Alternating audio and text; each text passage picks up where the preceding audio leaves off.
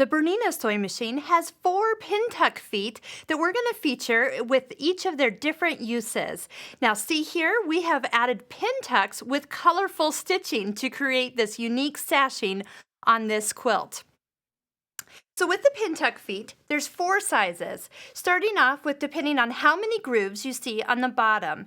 Then each Pintuck foot is matched up with a double needle that fits this particular size of foot. If this one has 3 grooves, that's going to be set up for thicker fabrics. So we go from 3 grooves to 5 grooves, 7 grooves, and all the way up to 9 grooves. Now see how fine those Pintuck feet grooves are? So those are going to be for finer fabrics. As you match up your double needle, you almost can just lay it in one of the grooves and see if it matches. For example, this is a 7 groove Pintuck foot, and we're going to use a 2.0 double needle.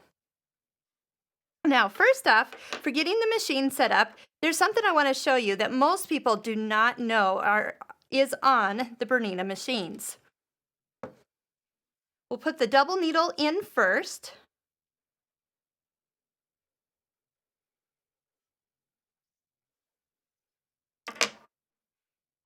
And when we go to thread up the machine, we're going to put 1 spool on the machine. And for the spool size that I have selected, I'm going to put the second one on a thread stand behind the machine. As you start to thread the machine, you may or may not have ever noticed that there is a little fin right over the top of the machine where you come down. And that's actually where the tensions are. When you're using a double needle, what you want to do is separate the 2 threads, put 1 thread on one side, and 1 thread on the other side of the fin, and then that will give each thread its own tension disc to keep for even stitching. And then just put the 2 threads in your hand and continue to thread like normal. Now when you get down to the double needle, you're going to notice that your needle threader does not line up. And so I'm going to use the handheld needle threader that is one of our most popular items on our website. Put the thread in the needle threader, slide down the groove, and push it in. There's even a little hook on the back of the needle threader that allows you to draw the thread through. And then repeat for the other side.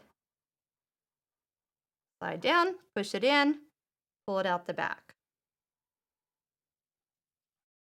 When you're ready to stitch along your fabric, it's best to run the Pintucks with the lengthwise grain of the fabric. They'll stay a little bit more stable and even, and to keep them nice and straight, also draw a line on your fabric that you can follow for the very first Pintuck. So we're going to stitch on down, straight stitch, don't have to really do anything else other than sew. Now I've used some threads that are visible here. So we got 2 blue threads going through the needles. Now here's where the Pintuck foot comes into play. As you go to stitch the next row, you take the Pintuck you've made in your fabric and move it to the next groove. This is what's going to keep the tucks perfectly parallel down your project.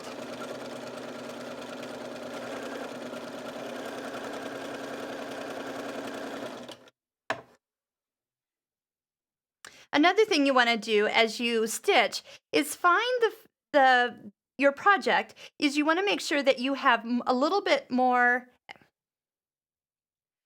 Another thing you want to be aware of with your project is that you actually make sure you have a little extra all the way around. So you're not cutting it out perfectly to size before you add tucks to it. Either do it on the fabric with maybe a rough area sketched out of where the pin tucks need to actually be, and then place your pattern after you've stitched them on and cut it out perfectly. Now for this third row I'm going to run, instead of running it right next to the previous ones, I'm going to leave a little extra space. So I'm moving the tucks over a couple grooves and then stitching once again. The grooves are going to guide the tucks down, keeping everything perfectly parallel.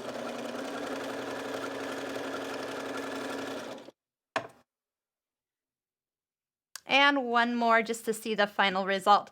This would allow for a little detail. You could add some decorative stitches in between the tucks as you spread them out. Whatever you want to do.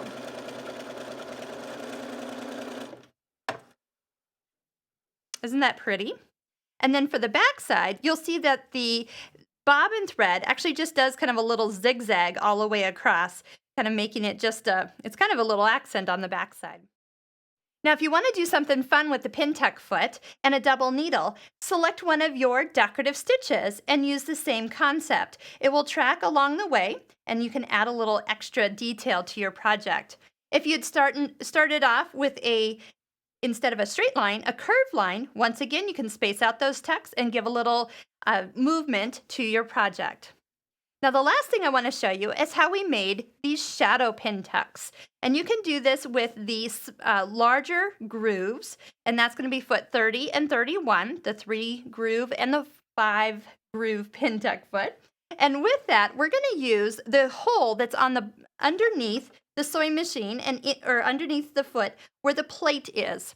You will need to actually insert, to get the shadows, it's a very brightly colored cord that's going to be encased on the back side between the bobbin and the fabric as you sew, just like we did regular pin tucks.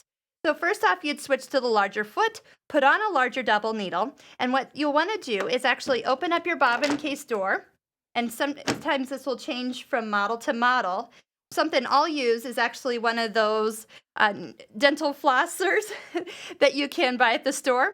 As you can see here, I've got the little loop on the lower end, and I can just put my decorative thread through it and then bring it right on up through the hole. You could also take the plate off and thread it as well and then manually reattach it, but that's my easy little trick for it. And then all you do is just go ahead and stitch, and that will encase the pretty thread underneath your fabric, giving you shadow pin tucks. The last thing I wanted to show you is this t-shirt. We've added some colorful pin tucks to the neckline, just drew out our pattern and stitched, leaving the little extra spacing, and how easy it is to embellish along a t-shirt.